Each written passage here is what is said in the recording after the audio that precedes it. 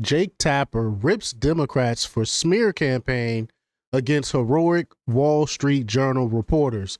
He called them disgraceful. Oh my gosh. Jake Tapper is so fake. He is so fake. I mean, he was one of the main people attacking people for calling out Biden for his mental acuity, his lack of mental acuity, and he was one of the main people calling the videos we would share online cheap fakes and stuff like that. And now all of a sudden he comes out with a book talking about how Biden lost his faculty and stuff, and he's attacking Democrats and stuff now all of a sudden. This is so weird. We live in bizarro world, but we're going to talk about it. We're going to play the clip. But before we get started, go ahead and hit that like button. Share this out so we can get this information out there. Subscribe if you're not already a subscriber, and hit that alarm bell so you know when I'm putting out new stuff. Also, check out my link tree in the description. It has a link to my Patreon, and that's where I talk about things that I can't talk about here. There's also a link to my Instagram and my X account, so follow me there as well. All right, so let's get into this news. Now, this comes from Mediaite, and they report that CNN host Jake Tapper criticized Democrats for launching a smear campaign against two heroic Wall Street Journal reporters who reported on former President Joe Biden's declining health during the 2024 election, calling the attacks disgraceful on Wednesday. Introducing the reporters to his CNN show, The Lead, Tapper welcomed, quote, two of the heroic reporters that were covering this intensely during the Biden years, Annie Linsky and Sabohan Hughes, who reported on the decline of Biden's acuity back in June of last year. And, you know, I've been talking about it back when he was running in 2020. I was talking about how this guy lost his faculties. But Tapper then, well, let's just get to the clip. Let's just get to the clip here. Here we go. Two of the heroic reporters were covering this intensely during the Biden years. Annie Linsky and Siobhan Hughes, they are with the Wall Street Journal. They reported on the decline of Biden's mental acuity back in June of last year. The piece then, quote, behind closed doors, Biden shows signs of slipping. Participants in meetings said the 81-year-old president performed poorly at times. The White House said Biden is sharp and his critics are playing partisan politics, unquote. This is not the first time you guys have been on. I said it last year before the election, and I'll say it again. The journalism you did was vital, and the smear campaign by Democrats against you two is disgraceful. So thanks for being here. So what you published was before the debate, before the disaster, and before our book and the leaks and of our book. And obviously we had, and you probably found it too, because I know you've done subsequent reporting after the election.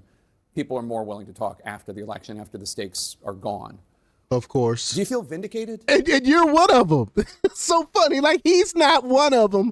Like, he's not one of the people that's throwing Biden under the bus and benefiting from it. He's not one that held back what his thoughts about what was going on during that time because they were afraid that it would help Trump. So he's acting like he's not part of the problem. This is despicable.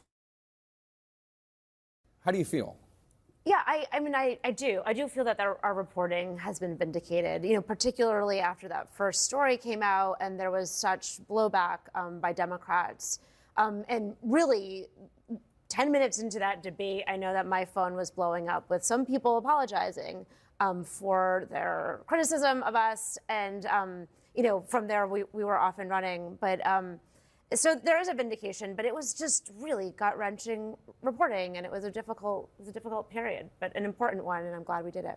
One of the things that when we were reporting this book, me and Alex, and you guys are in it, and you're heroic, don't worry, you're portrayed positively. First of all, the communications director of the White House was saying this was a hit piece assigned by Rupert Murdoch, completely untrue, not even remotely true. Right. But beyond that, two of the Democratic senators who on the record attacked your reporting were in the meeting, the Senate meeting that the senators had with the campaign leadership, really being quite skeptical of Joe Biden after the debate. What did you? So they do. It goes to show that they are fake. All of them. They are fake as hell. They knew what was going on.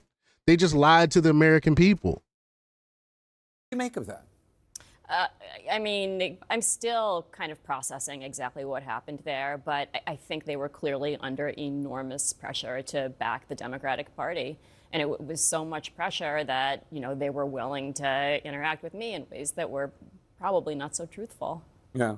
One of the things, so we're obviously. Just say it. Just say it. They lied. They knew what was going on with Biden the whole time. They knew he lost his faculty. They just lied about it. They protected him because they were afraid that Trump it would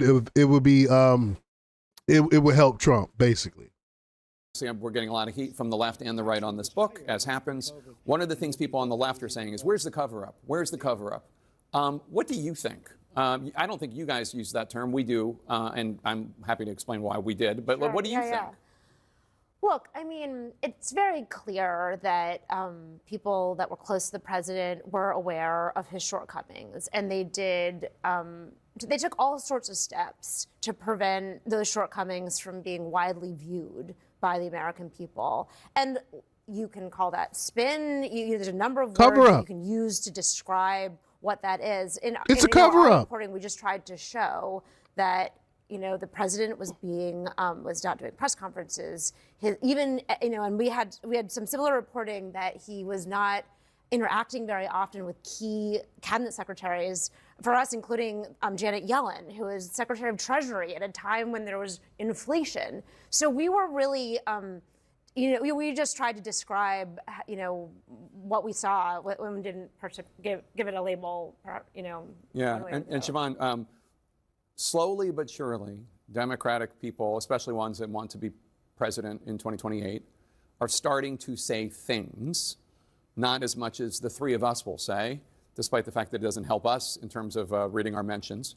But Pete Buttigieg. No, it does help you. It helps you sell this book. What are you talking about? This dude is a scumbag of the highest order because he is grifting off of this and acting like we don't remember you caping for Biden. Like we don't remember you saying that this was a right-wing conspiracy theory that Biden was losing his mental acuity. I mean, I really do not like Jake Tapper. This is a despicable, unhonest dude, man. Was asked by, I think, Adam Wren of Politico, would Democrats be better off if Biden had not run? And he said maybe. Earlier today, also to Politico, Senator Chris Murphy was asked if Biden experienced cognitive decline as president, and Chris Murphy said, there's no doubt about it. The debate is whether it was enough that it compromised his ability to act as chief executive. How far do you think a Democrat to get the nomination is going to be able to go to earn the respect of people who saw what the three of us are acknowledging? Like, obviously this happened, versus alienating the Democratic faithful who blow up our mentions? I mean, Democrats have always been concerned about alienating their base on this front. But the problem for them is if they are not willing to level with the American people about a very basic fact of what happened, obvious fact, it's going to be very difficult for them to have credibility on other fronts, including with the independence they know they need if they're going to win. That's true. Two of the heroic reporters were covering this. Absolutely true. She's right. But I think it's too late. They already lost their credibility. I don't think they're going to ever get it back. Same with the mainstream media. They've lost their credibility. They're not going to get it back. People are done being lied to. We literally see it with our own eyes. We hear it with our own ears with what was going on with Biden. And they were telling us to don't believe in what we see and what we hear. It's ridiculous. So most Americans are like me, and they're done with the Democrat Party. They're done with the mainstream media lying to us. But y'all let me know what y'all think about this. Leave y'all comments down below. Like, share, and subscribe. And check out jjthepsychotherapist.com for the latest in news. Until next time, peace.